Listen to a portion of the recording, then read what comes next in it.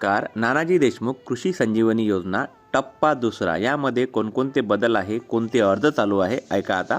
सर्वात महत्त्वाचं farmer I D तुम्हाला लागेल. जर तुमचा नसनच काढला तुम्ही तर काढून घ्या.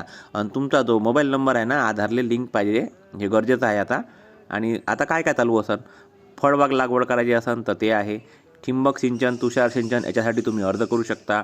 आणि जे SC ST कॅटेगरीतले शेतकरी आहे तेले नवीन विहीर बांधायचे असेल, जुनी पडली असेल तर ते बांधायचे असेल, आणि PVC पाईपलाईन एवढ्या साऱ्या योजना चालू आहे. आता आणखी काय माहिती आहे का, बांधावर तुम्हाला बांबू, नारळ, आंबा लावायचा असेल, बांबू लागवड करासाठी 7 लाख रुपयापर्यंत अनुदान भेटते. आणि इतर योजना म्हणजे शेळी मेंढी पालन, ते कोणासाठी, भूमी शेतकरी आहे, विधवा आहे, अपंग व्यक्ती आहे, यांच्यासाठी या बाकीच्या योजना राबवण्यात येईल. आता बाकीच्या योजना कधी, मार्च नंतर जे ओपनचे शेतकरी आहे ना त्याच्यासाठी, म्हणजे मार्च संपलं की तुम्हाला विहिरीसाठी घेता येईल, गोट्यासाठी, कांदा चाळ, कृषी यंत्र म्हणजे ट्रॅक्टर, रोटारेटर आणि शेडनेट, पॅकिंग हाऊस, डाळ मिल, कळवाकुट्टी याच्यासाठी मार्च नंतर ओपन कॅटेगरीचे कास्तकार.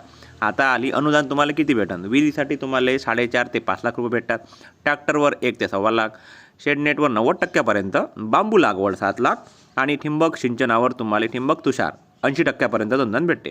आता अर्ज कसा करायचा, सगळ्यात पहिले काय करायचं, कोटेशन आणायचं. कोटेशन म्हणजे कत्तं बिल असते ना, ते मी देऊन देत दुकानवाले, ते घ्यायचं, मग आपल्या ऑनलाईन अर्ज करायचा.